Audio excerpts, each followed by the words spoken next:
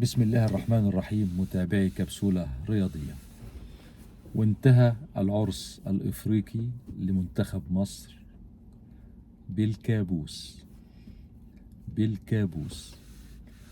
وبدأ مولد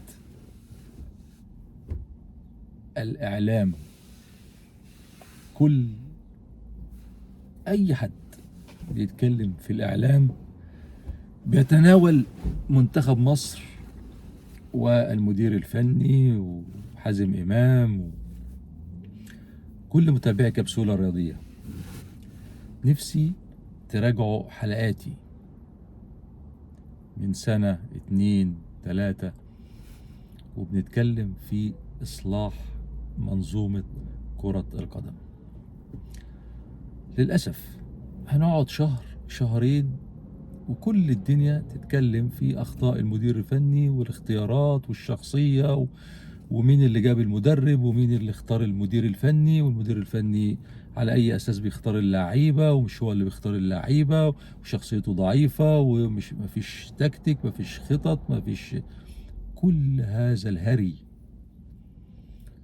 وبعدين نعطي حقنة مسكنة لجماهير الكرة المصرية بتغيير المدرب والبحث عن مدير فني أجنبي، التعاقد مع مدير فني أجنبي، والإعلام يبدأ يهلل للمدير الفني الجديد وإنه له خطة وإنه له مدرسة وإنه درب هنا ودرب هنا وهنشوف كورة ما حصلتش. وعندنا الهرم مقلوب.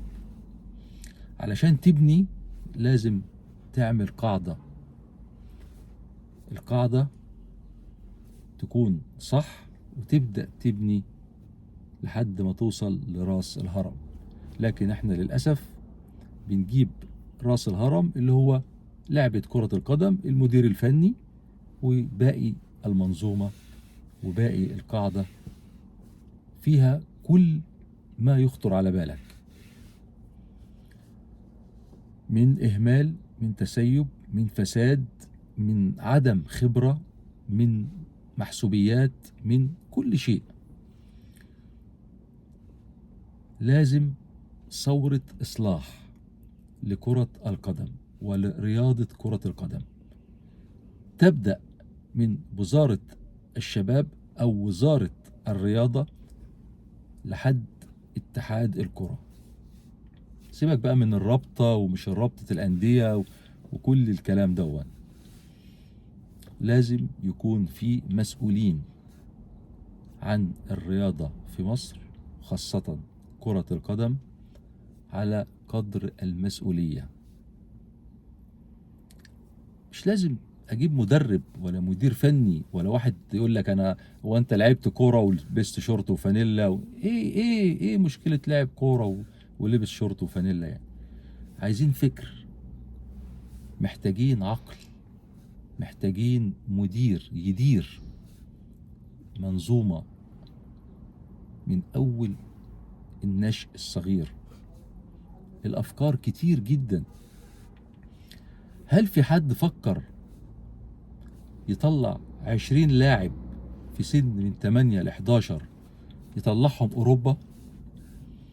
هل حد فكر يطلع 20 مدرب اعتزلوا كرة القدم بعد سن 30 يطلعهم أوروبا؟ هل في حد فكر في هذا الاحتكاك؟ هل في حد فكر ازاي نعمل استاد؟ نعمل استاد بمدرجات، بملاعب، بأرضية، بمنشآت. هل حد فكر في البنية الأساسية للرياضة المصرية؟ العقول، المواهب، كل الزوبعة هتنتهي بإقالة المدير الفني. مسكن، نجيب مدير فني جديد وخلصت الزوبعة، والمسؤولين هم والرياضة هي والدوري المصري هو والمنظومة هي وبعد سنتين نتقابل نكون وصلنا كأس العالم.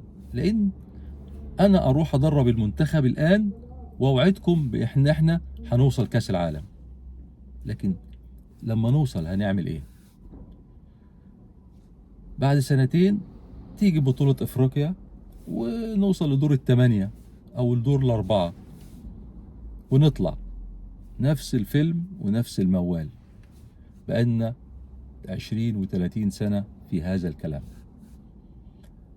كم لاعب محترف في مصر حاليا؟ انا اتحدى فريق كوت ديفوار او فريق الكاب فيردي الراس الاخضر او اي فريق، مش هتلاقي اقل من 30 و40 و50 لاعب محترف في انديه درجه تانية وتالتة ورابعه. بس شوف هناك المنظومه عامله ازاي، وشوف عندنا المنظومه عامله ازاي. احتكاك اللاعب المحترف عيش جو الاحتراف. انت عقدك لاعب، يعني بتشتغل للنادي، تصحى 6 الصبح تخلص تدريبك 6 بالليل، 12 ساعة أو 8 ساعات أو 10 ساعات، بتروح بتنام ليك ساعة للنوم عشان تقوم الصبح للشغل اللي هو التدريب. محتاجين مدربين كوادر، محتاجين لعيبة كورة مواهب، محتاجين عقول، محتاجين مهندسين، محتاجين مصورين، محتاجين مخرجين، محتاجين معلقين، محتاجين نشتغل على كل هذا الكلام. نبدأ الكلام من أول 1 2 3 إصلاح الرياضة في مصر بين قوسين كرة القدم. نمرة 2 نبدأ من القاعدة. القاعدة هي قطاع الناشئين في مصر، المواهب في مصر، لاعبين ومدربين. خطة، نعمل خطة. بعد 10 سنوات هيكون عندنا 100 لاعب محترف. بعد 10 سنوات هيكون عندنا 20 مدرب مصري بيدرب في أندية أوروبا وأندية أفريقيا وأندية في دول عربية. بعد 10 سنوات هيكون عندنا حكام.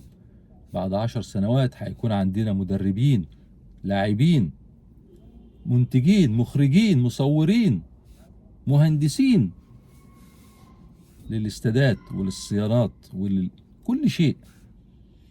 بعد 10 سنوات مصر بتلعب نهائي كاس العالم.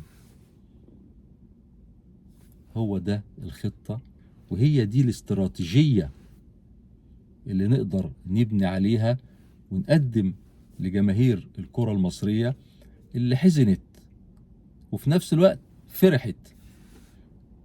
حزنت لأن نفسها منتخب بلدها يكمل، وفرحت لأن مش ده المنتخب اللي يكمل ويجي يقابل فرقة قوية في دور الثمانية ولا دور الأربعة ولا النهائي ونهزم أو نطلع بطريقة مهينة ب2 أو 3-0. نفسي نتعلم من مدرب الراس الأخضر. في فرقة كورة يا جماعة، في فرقة كورة بتلعب كورة، في جمل، في لاعب بيقف على الكورة، في شايف الملعب، في جمل بتتعمل، في تحركات. لكن احنا للأسف اللي شاف الشوط الثاني واحنا بنلعب الكونغو 30 و40 دقيقة مش عارفين نعدي نص الملعب بتاع الكونغو. وعلى فكرة الكونغو ما جالهاش ولا فرصة ولا فرصة، يعني انت بتلاعب فريق عادي جدا. فين شخصية المنتخب؟ فين شخصية المنتخب؟ منك لله يا فيتوريا واللي قبل كده اللي جابوا فيتوريا، واللي قبل كده اتحاد الكرة، واللي قبلهم المنظومة المسؤولة عن كرة القدم في مصر. متابعي كبسولة رياضية، هنعمل كل جهدنا وهيجي يوم من الأيام نشوف كل كلامنا بيتحقق إن شاء الله على أرض الواقع. الكوتش عبد الملك بركات، كل التحية لكل جماهير كبسولة رياضية. شكرا والسلام عليكم ورحمة الله وبركاته.